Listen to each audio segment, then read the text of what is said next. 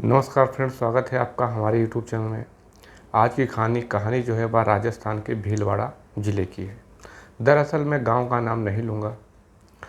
तो एक परिवार होता है जो दोपहर में अपने घर आता है तो देखता है कि उसकी जो छोटी बच्ची होती है, बच्ची की उम्र लगभग 14 साल होती है, वह गायब होती है।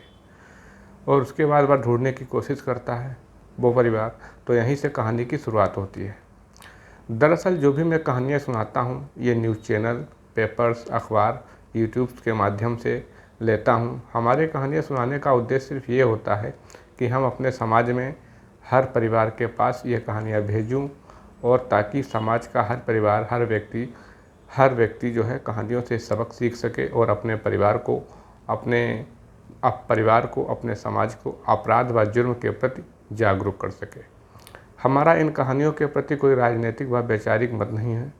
हम सिर्फ मनोरंजन के तौर पर ये कहानियाँ सुनाता हूँ ताकि हमारे समाज में जो है जागरूक हो सके।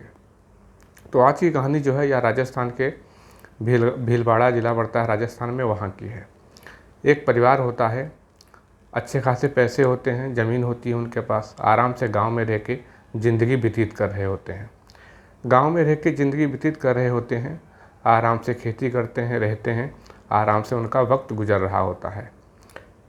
बीते 3-4 महीने पहले उस परिवार के पास 2 युवक आते हैं। एक का नाम होता है कान्हा, एक का नाम होता है कालू।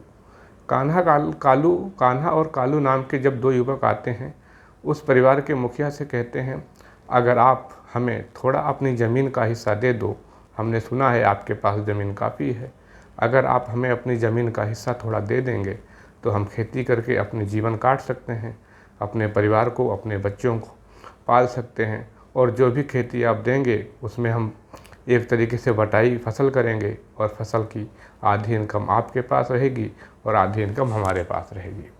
ये उनके बीच में डील होती है। परिवार का जो मुखिया होता है वह सीधा साधा होता है, समझदार होता है, और क्योंकि वो इनकी बातों में आ जाता है। जब उनकी बातों में वो परिवार का मुखिया आ जाता है, कान्हा और कालू के नाम के व्यक्तियों को ज़मीन का एक छोटा सा हिस्सा दे देते हैं। जब वो ज़मीन का छोटा सा हिस्सा दे देते हैं, उसमें वो फसल करते हैं, वहीं पे रहते हैं खेत में, एक कुटी या झोपड़ी टाइप की बना के। जब वहीं पे वो रहने लगते हैं, सब कुछ बढ़िया चल रहा होता है। बीते 1 अगस्त सन 2023 की बात होती है। मैं जो लड़की है उसका नाम नहीं लूँगा, ना मैं गांव का नाम लूँगा, क्योंकि बच्ची जो है वो नाबालिग है। तो परिवार का जो मुखिया होता है वो अपने परिवार से, उनको कहीं जाना होता है तो वो घर में कहता है अपनी बच्ची से कि ऐसा है, हम कल जा रहे हैं। तो वो बैठ के विचार बनाते हैं कि कल दिन में जो है कौन रुकेगा। तो जो परिवार में जो बच्ची होती है, जिसकी उम्र महज 14 साल की होती है, नाबालिग बच्ची होती है, पढ़ने लिखने में होशियार होती है, घर के सारे काम कर लेती है, और वो कहती है कि हमें कल स्कूल भी जाना है, हम जो है अकेले घर में रह लेंगे। तो परिवार का मुखिया खुश होता है और सभी लोग खुश होते हैं।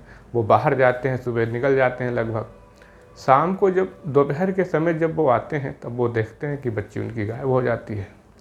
अच्छा, जो ये कालू और कान्हा नाम के 2 युवक होते हैं, इनकी 3-4 महीने से उस बच्ची पर नज़र रहती है। जब बच्ची वो अकेले घर में रहती है 1 अगस्त सन 2023 वाले दिन, और परिवार का कोई भी सदस्य नहीं होता है, वो सब बाहर गए होते हैं, तो बच्ची जब अपने घर से बकरी चराने खेत पे जाती है तो कालू और कान्हा नाम के 2 व्यक्ति होते हैं जो उसके खेत की बटाई कर रहे होते हैं। खेत को उस लड़की का अपहरण कर लेते हैं, पकड़ लेते हैं, और जब वो बकरी चराने ले जाती है तब वहीं पे घात लगाकर बैठ जाते हैं। जब वो बच्ची अकेले खेत में मिल जाती है, फंस जाती है उनके चंगुल में, तो उसको पहले तो वो बारी बारी से रेप करते हैं, उसका बलात्कार करते हैं, दुराचार करते हैं। दुराचार करने के बाद उस बच्ची को जो है वो मार मार के बेहोश करते हैं, क्योंकि उनको डर लगता है कि ये चीखेगी, चिल्लाएगी, शाम को जब उनके परिवार के लोग आ जाएंगे तो उनसे बताएगी।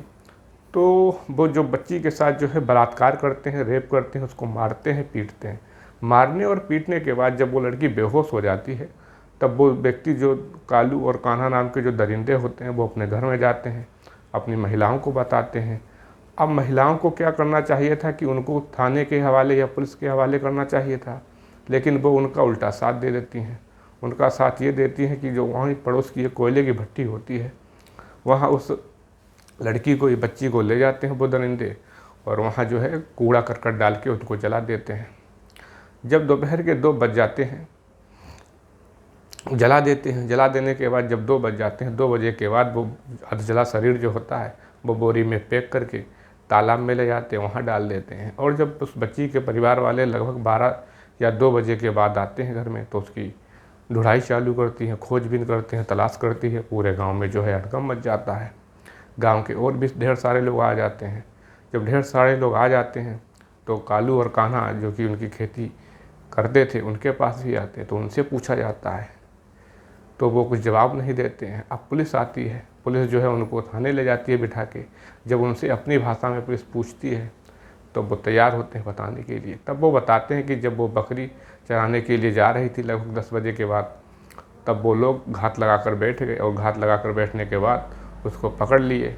पकड़ने के बाद उनको मारा पीटा और दुराचार किया, बलात्कार किया। उसके बाद जो है उसको जला दिया भट्टी में, पासी की कोयले की भट्टी थी वहाँ जला दिया।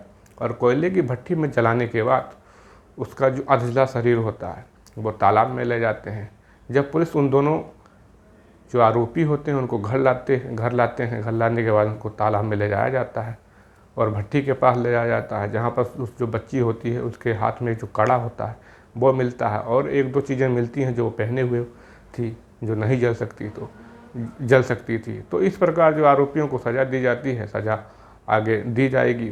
तो कहने का मतलब है कि कभी कभी हमें ऐसा लगता है कि परिवार में, समाज में हमें मदद करनी चाहिए एक गैर अनजान आदमी पर, तो बड़े विश्वास करके करनी चाहिए, हमें बड़ा कुछ सोच समझ कर करनी चाहिए। अब देखो, एक परिवार के व्यक्ति ने दूसरे की मदद की, लेकिन वो मदद इस प्रकार उसकी बच्ची की जान खा गई, ये आप सोच सकते हैं। तो समाज में जो दरिंदे होते हैं वो नहीं समझने वाले हैं, इसलिए हमें अपने घर परिवार में मदद भी सोच समझ के करनी चाहिए। Thank you. जय हिंद।